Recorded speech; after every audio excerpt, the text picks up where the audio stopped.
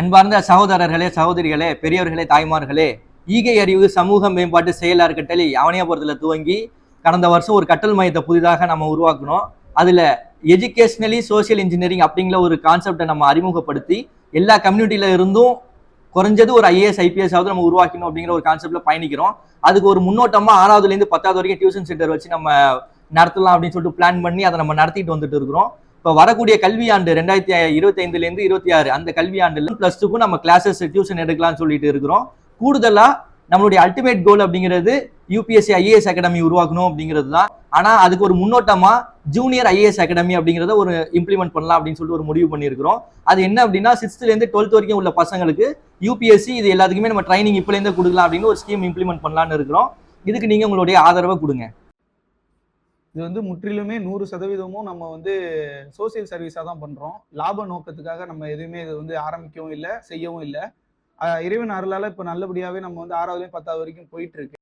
நம்ம வந்து இப்போ வந்து நிறைய சில குழந்தைகள் சில மாணவர்களுமே நம்மள்கிட்ட வந்து ஃப்ரீ சீட்டாகவும் படிச்சுக்கிட்டு இருக்காங்க. அடுத்தபடியாக நம்ம ட்ரஸ்ட்டோட வரவு செலவுகள் எல்லாத்தையுமே நம்ம பொருளாளர் சஃபீக் ரஹ்மான் வந்து நம்மளை எல்லாத்தையும் சொல்லுவாங்க.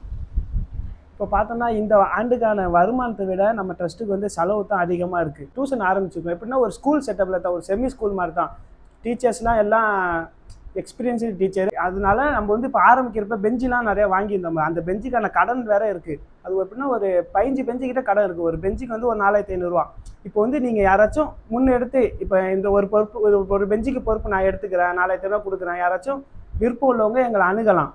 இப்போ வந்து நீங்கள் செய்கிற தர்மம் வந்து உங்கள் செல்வத்தை என்றைக்குமே குறைக்காது. நபி ஸல்லல்லாஹு சொல்லியிருக்காங்க. அதனால் இப்போ வந்து நாங்கள் வந்து ஒரு 3 லெவலாக ஒரு ஸ்கீம் கொண்டு வந்திருக்கோம். முதல் லெவல் சந்தாவா. இப்போ முதல் லெவல் வந்து 100 ரூபா, 2வது லெவலு 200 ரூபா, 3வது லெவலு 500 ரூபா.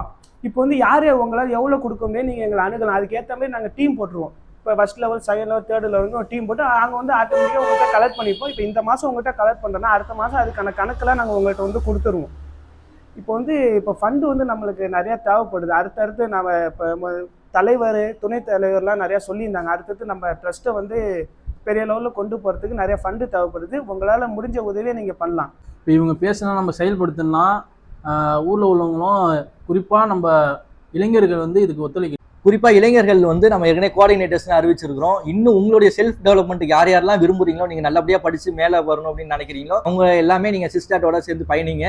அது மட்டும் இல்லாமல் தேவையற்ற வாட்ஸ்அப் குரூப்லலாம் நீங்கள் இளைஞர்கள் வந்து இருக்கக்கூடாது அப்படிங்கிறத நாங்கள் வேண்டி விரும்பி கேட்டுக்கொள்கிறோம். அது மட்டும் இல்லாமல் பைக்கில், வாகனத்தில் பொறுமையாக போங்க. தேவையற்ற விஷயங்களில் ஈடுபட வேண்டாம். உங்களுடைய உடல் ஆரோக்கியத்தில் கவனம் செலுத்துங்க. நல்லபடியாக படிங்க. நன்றி.